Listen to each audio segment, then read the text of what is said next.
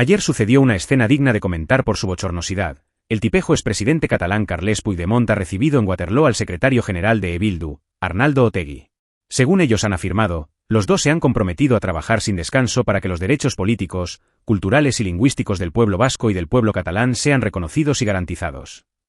Estos son cosas que solo ocurren en nuestro país, que en otros sitios estos dos estarían entre rejas.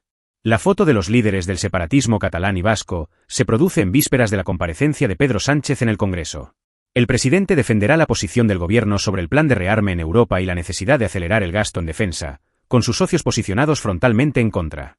Tras hacerse pública la foto, el PP se ha sorprendido de que la reunión se celebrara sin pinganillos ni traductores.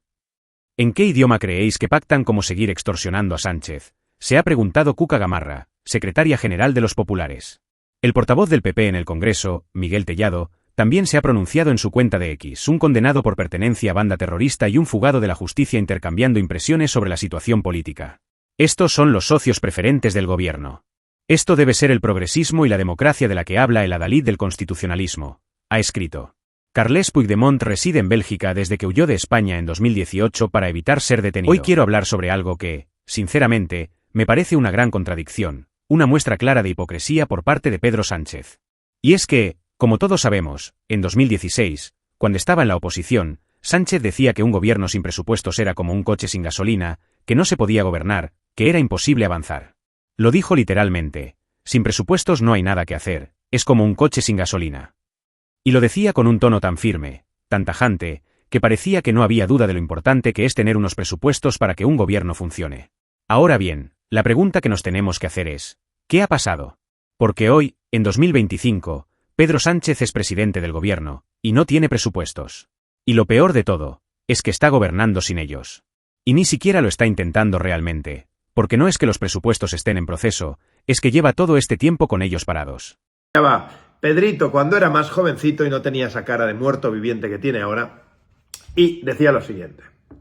Aprobar los presupuestos, y lo sabéis muy bien, que aquí tenemos muchos presidentes y presidentes autonómicos, también alcaldes y alcaldesas, presidentes de diputaciones provinciales.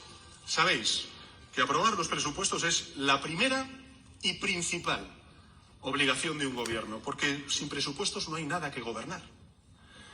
Un gobierno sin presupuestos es tan útil como un coche sin gasolina. Así que no hay excusa. Le exigimos desde el Comité Federal al presidente del Gobierno que presenten el anteproyecto de ley de presupuestos generales del Estado para dar confianza a los actores económicos, para dar seguridad a la ciudadanía española y también para dar credibilidad y estabilidad a la vida política en nuestro país. O sea, lo que en su día él mismo calificaba como algo irresponsable, ahora lo está practicando él. Lo que él decía que era un desastre, lo está viviendo él mismo. ¿Y qué hace? No pasa nada. No pasa nada porque en su discurso ya no hay coherencia. ¿Por qué? Porque lo que en su momento era una crítica fuerte, tajante, ahora se convierte en una excusa, en algo aceptable.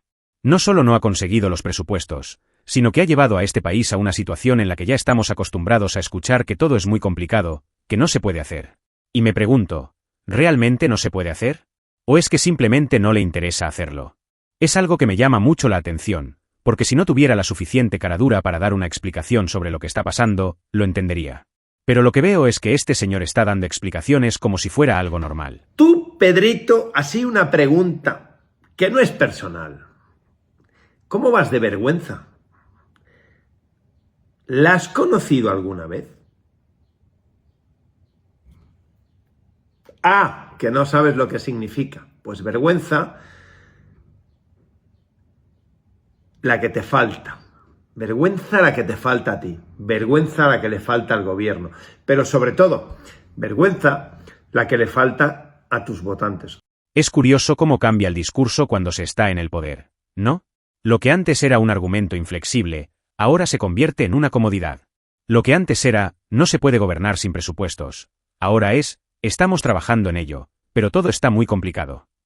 Y lo peor de todo, es que seguimos con los mismos problemas, las mismas excusas, pero sin resultados. Es una hipocresía total, y lo más indignante es que la gente sigue escuchando sus promesas, sigue confiando en un gobierno que ya ha demostrado que no tiene ni rumbo ni estrategia real para avanzar. Así que, en definitiva, lo que antes era una crítica de Pedro Sánchez se ha convertido en una excusa más para seguir en el poder, mientras el país sigue parado. Y lo peor de todo es que no pasa nada. Nadie dice nada. Dani Desokupa se despertó este lunes con una sonrisa en la cara. Estaba contento, a pesar de la denuncia que Facua había interpuesto contra él por supuestos delitos de odio. En lugar de sentirse preocupado, se le notaba relajado y hasta divertido con la situación. Para él, todo esto era una prueba de que su mensaje estaba causando impacto, algo que, como siempre, le generaba satisfacción. Sabía que los progres, especialmente los de Facua, no se esperaban que su denuncia se convirtiera en un boomerang. Lo que más le divertía era la reacción que estaba viendo en ellos. En lugar de la confianza que demostraban cuando lanzaban sus acusaciones, ahora se notaba un claro nerviosismo en su discurso. Algunos ya empezaban a dar pasos atrás, tratando de minimizar la situación, mientras que otros se refugiaban en un silencio incómodo.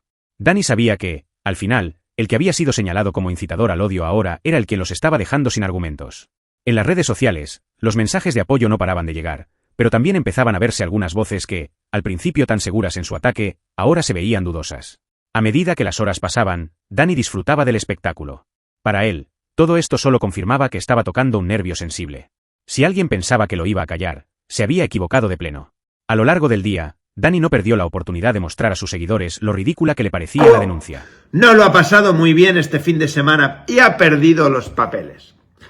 Subía un tuit y decía: insultos, amenazas y bulos del jefe de Desokupa contra el fiscal de delitos de odio de Valencia, contra Mónica Oltra y contra mí.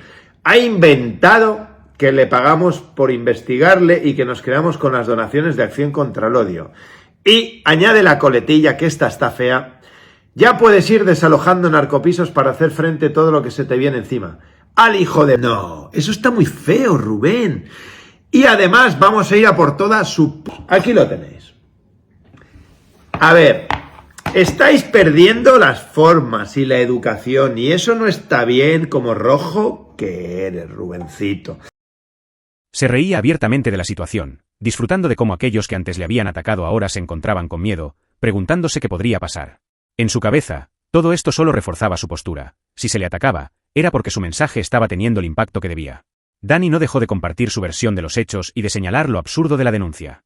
Para él, lo importante no era la acusación en sí, sino lo que representaba, un intento de callar a quienes defienden otras ideas. Fijaros como el tipejo este de Rubén, el cual se posiciona como el gran defensor del pueblo, como un gran progre socialista, y luego mirad todas las cosas que dice. Como siempre, estos son los que van de buenos y tolerantes y luego son todo lo contrario. Pones un enlace que firman ellos también en otro panfleto comunista llamado Contexto y Acción.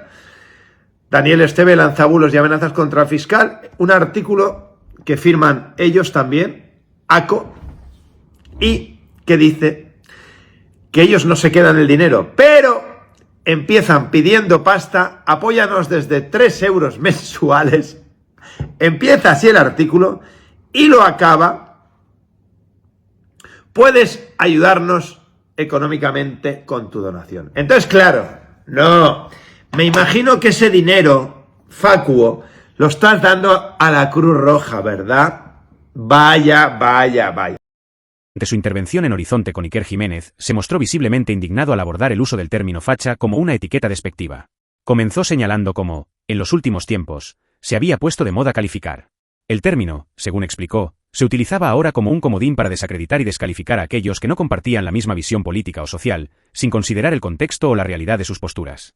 Con tono firme, Gaona subrayó la ironía que existía en este fenómeno, al revelar que muchos de los... que la mayor parte de estos grupos que viene apuntado Martín son de estos grupos que habitualmente han exigido esa tolerancia, esa aceptación social, etcétera, etcétera, pero que luego en el fondo odian, literalmente odian a los del lado contrario.